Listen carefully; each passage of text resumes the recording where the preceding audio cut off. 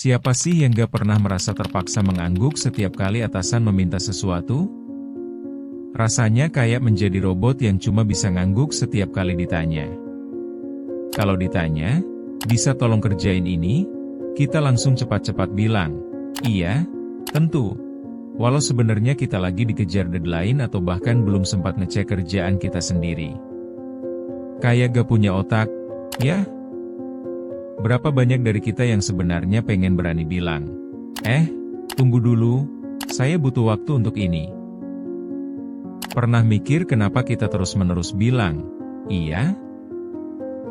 Apakah kita cari aman, atau malah jadi budak di tempat kerja?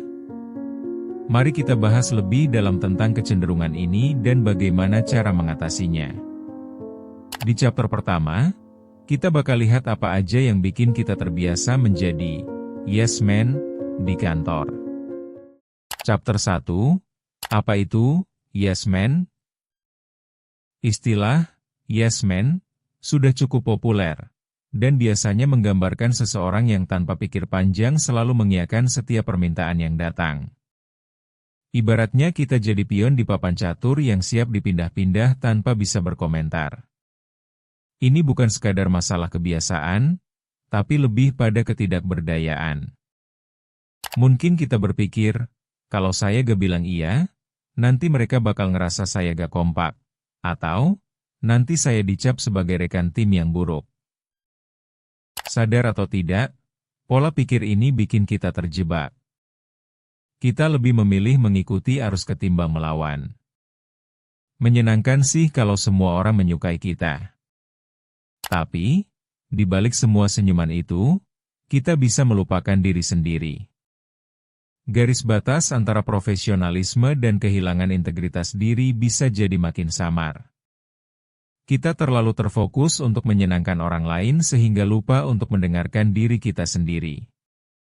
Ada saatnya kita perlu bertanya, ini beneran yang saya mau? Namun, sayangnya, pertanyaan itu seringkali terabaikan saat tekanan pekerjaan datang. Chapter 2, dampak menjadi yes man. Menjadi yes man, itu gak sekadar soal menjawab pertanyaan dengan positif, tapi lebih beresiko. Apakah kamu sadar, semakin sering kamu mengucapkan, iya, semakin besar beban yang kamu pikul? Awalnya mungkin merasa bangga karena dianggap pekerja keras, tapi semangat kita perlahan membakar diri sendiri. Ingat, bukan hanya beban kerja yang meningkat, tapi stres pun ikut merayap. Menjadi yes man bukan hanya tentang menyenangkan orang lain, tetapi juga bisa berdampak pada diri kita sendiri. Kita bisa kehilangan kesempatan untuk belajar dan berkembang karena semuanya dibuat jalan pintas dengan selalu setuju. Kita gak dapat waktu untuk menggali pendapat pribadi atau bahkan melatih kemampuan bernegosiasi. Pikiran jadi terjebak di dalam rutinitas dan produktivitas kita malah jadi stagnan. Dalam jangka panjang, dampaknya bisa merusak rasa percaya diri kita. Chapter 3, kiat melawan kecenderungan ini. Bisa dibilang, langkah pertama adalah mengenali perilaku ini. Ya, kita harus sadar bahwa kita sedang jatuh ke dalam perangkap yes man. Pertama, buatlah daftar situasi di mana kamu biasanya merasa terpaksa setuju. Kedua, setelah memahami pola itu, latih dirimu untuk berani berkata tidak. Ini mungkin terasa sulit di awal, tapi percayalah, setiap kali kamu berhasil menolak, kamu semakin dekat dengan versi terbaik dari diri sendiri. Ketiga, bicarakan pendapatmu di depan rekan kerja. Ini bukan hanya tentang memenangkan argumen tetapi lebih pada melatih keberanian untuk mengemukakan pendapat. Keempat, jangan takut untuk bertanya, apakah ini sebenarnya sesuai dengan prioritas saya? Ketika kamu mulai mengintegrasikan pertanyaan ini ke dalam benakmu, kamu akan menemukan cara untuk melindungi waktu dan energi kamu. Ini adalah perjalanan panjang, tapi berbekal tekad, kamu bisa keluar dari keterikatan ini. Chapter 4, mengapa kita takut bilang tidak?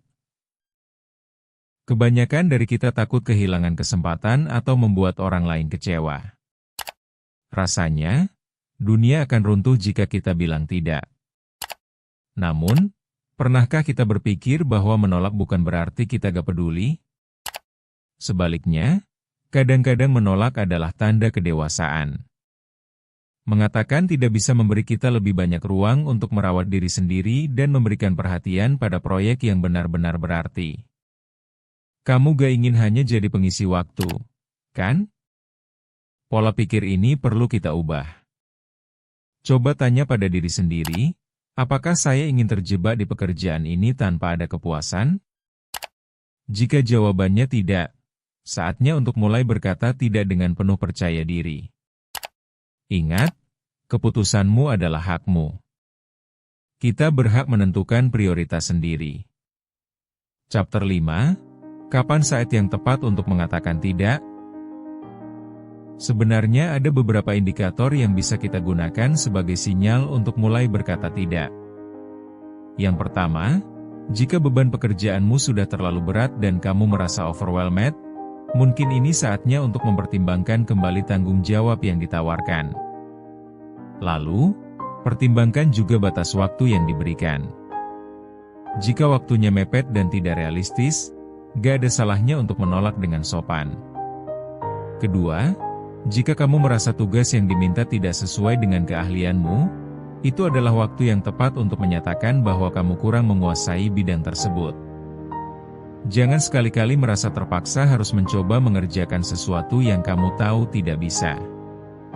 Ketiga, jika tidak ada dorongan dari dalam diri untuk melaksanakan tugas tersebut, maka lebih baik untuk berkata tidak. Mungkin akan ada rasa gak enak di awal, tapi seiring waktu kamu akan terbiasa dan merasa lebih bebas. Jangan biarkan diri kamu terjebak dalam tekanan untuk selalu setuju. Kunjungi ruang tumbuh untuk lebih banyak insight. Bertumbuh itu proses, bukan lomba.